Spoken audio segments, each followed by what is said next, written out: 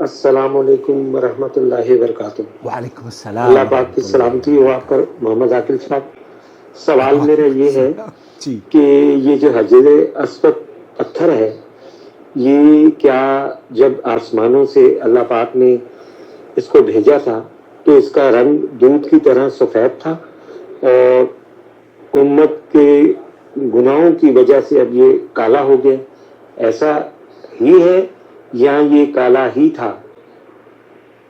نحمدہ و نصلی علی رسولہ الکریم، اما بعد۔ حجر اسود کے بارے میں چند احادیث آپ کی خدمت میں پیش کروں گا۔ اللہ رب العالمین کہنے والے کو، سننے والے کو اور ہمارے سائل کو بھی، زکریا بھائی کو اور ان کے بچوں کو اور ان کے اہل و عیال کو، بلکہ ہمارے تمام ویڈیو جو دیکھنے والے ہیں سب کو حجر اسود کی بار بار اسے بوسہ دینے کی توفیق سے نوازے، اور اگر بوسہ نہ بھی مل پائے تو بار بار بیت اللہ کی سعادت اور زیارت کی سعادت نصیب فرمائے، آمین یا رب العالمین۔ اور جب آپ تشریف لائیں اور اس ناچیز کی زندگی میں آپ تشریف لائیں تو مجھے بھی دعاؤں میں یاد رکھیں اور فون کر کے ہمارے حال احوال بھی جان لیں۔ بہرحال بہت شکریہ۔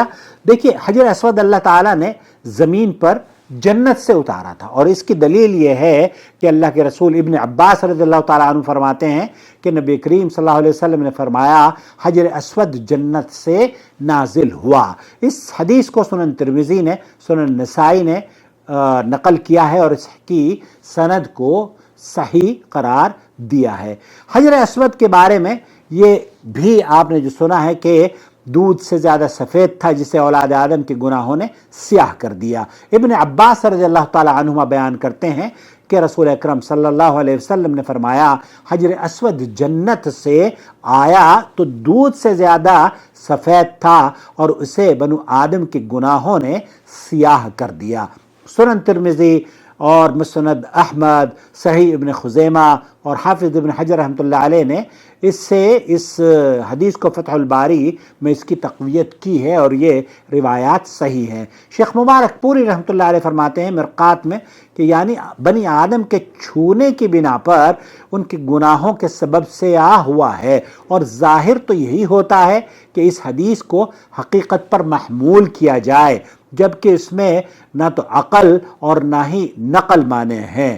اسی طریقے سے حافظ ابن حجر رحمۃ اللہ علیہ کا کہنا ہے کہ اوپر گزری ہوئی حدیث پر بعض محدثین نے اعتراض کرتے ہوئے کہا ہے کہ مشرکوں کے گناہوں نے اسے سیاہ کیسے کر دیا اور موحدین کی اطاعت نے اسے سفید کیوں نہیں کیا؟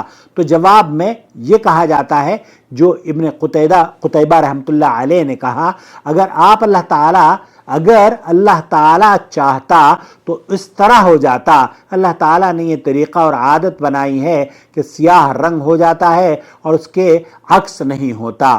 اور طبری میں سیاہ رنگ میں اہل بصیرت کے لیے عبرت ہے، اور وہ اس طرح کے اگر گناہ سخت قسم کے پتھر پر اثر انداز ہو کر اسے سیاہ کر سکتے ہیں تو دل پر ان کے اثر ہونا سخت اور شدید ہوگا۔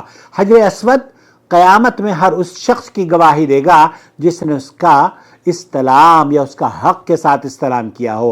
ابن عباس رضی اللہ تعالیٰ عنہ بیان کرتے ہیں نبی کریم صلی اللہ علیہ وسلم نے حجر اسود کے بارے میں فرمایا، اللہ کی قسم اللہ تعالیٰ اسے قیامت کو لائے گا تو اس کی دو آنکھیں ہوں گی جن سے یہ دیکھے، اور زبان ہوگی جس سے یہ بولے، اور اس ہر شخص کی گواہی دے گا جس نے اس کا حقیقی استلام کیا ہے۔ اللہ مجھے اور آپ کو توفیق بخشے۔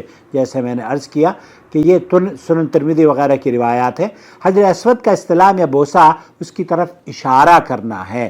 یہ ایسا کام ہے جو طواف کے ابتدا میں ہی کیا جاتا ہے، چاہے وہ طواف حج ہو تو عمرے کا طواف ہو یا پھر آپ نفلی طواف کر رہے ہوں۔ جب آپ طواف کا آغاز کرتے ہیں تو ہاتھ اٹھا کر اللہ اکبر کہتے ہیں، اور یہ ہاتھ اٹھانا آپ کا اس کا استلام کرنا ہے، اور اگر آپ قریب جا کر بوسہ دیں تو بہت اچھی بات ہے۔ نبی کریم صلی اللہ علیہ وسلم نے حجر اسود کا بوسہ لیا، اور امت نے بھی نبی کریم صلی اللہ علیہ وسلم کی اتباع میں اسے چوما۔ عمر فاروق رضی اللہ تعالیٰ عنہ حجر اسود کے پاس تشریف لائے اور اسے بوسہ دے کر کہنے لگے مجھے یہ علم ہے کہ تو ایک پتھر ہے، انک لا تنفع ولا تضر، کہ نہ تو نفع دے سکتا ہے اور نہ ہی نقصان پہنچا سکتا ہے۔ اگر میں نے نبی کریم صلی اللہ علیہ وسلم کو تجھے چومتے ہوئے نہ دیکھا ہوتا تو میں تجھے نہ چومتا۔ اس حدیث کو صحیح بخاری اور صحیح مسلم کی متفق علیہ حدیث ہے۔ اگر آپ کو بوسہ دینے کا موقع مل جائے حجر اسود کا تو بہت اچھی بات ہے، فبیہا۔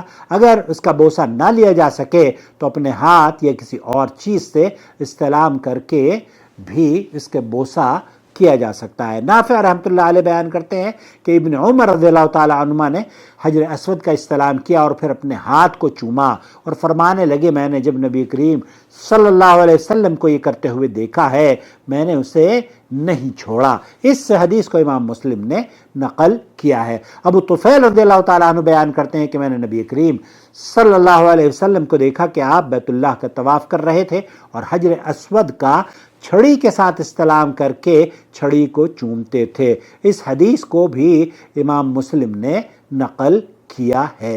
ابن عباس رضی اللہ تعالیٰ عنہ بیان کرتے ہیں کہ رسول اکرم صلی اللہ علیہ وسلم نے اپنے اونٹ پر طواف کیا تو جب بھی حجر اسود کے پاس آتے تو اشارہ کرتے اور اللہ اکبر کہتے۔ اس حدیث کو امام بخاری نے نقل کیا ہے۔ ابن عمر رضی اللہ تعالیٰ عنہ بیان کرتے ہیں کہ نبی کریم صلی اللہ علیہ وسلم نے فرمایا ان کا چھونا گناہوں کا کفارہ ہے۔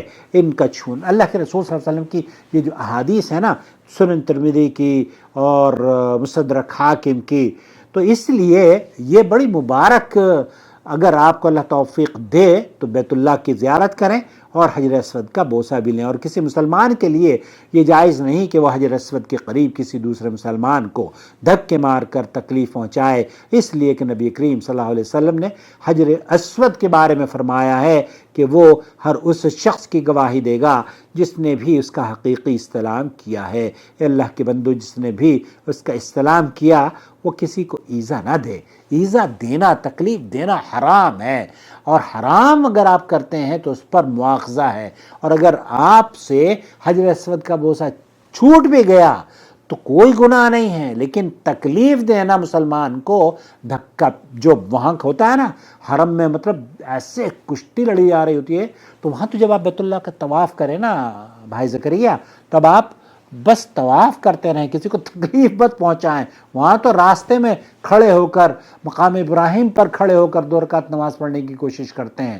دوستو، بھائیوں اور بہنوں، تو اس میں کوئی دو رائے نہیں ہے، یہ احادیث سے ثابت ہے، اور اس میں کوئی دو رائے نہیں ہے کہ حجر اسود جنت سے نازل کیا گیا پتھر ہے۔ اللہ سے دعا ہے کہ اللہ تعالی ہم حرم شریف کی اس اقبال کو مزید بلند فرمائے اور امت مسلمہ کے گناہوں کو اللہ بخش دے، معاف کر دے، کہنے والے کے بھی گناہوں کو اللہ تعالیٰ معاف فرما، اور ہمیں بار بار بیت اللہ کی، مجھے، میرے بچوں کو، آنے والی نسلوں کو جو سعودی عرب میں اللہ تعالیٰ یہاں رہیں۔ میری تو دعا ہے کہ اللہ تعالیٰ، آپ تو بھائی زکریا چھوڑ کے چلے گئے، لیکن اللہ تعالیٰ تادیر ہم لوگوں کو یہاں رکھے، آمین یا رب العالمین۔ السلام علیکم ورحمۃ اللہ وبرکاتہ۔ اپنی رائے سے ضرور نوازا کیجیے ہمیں، شکریہ۔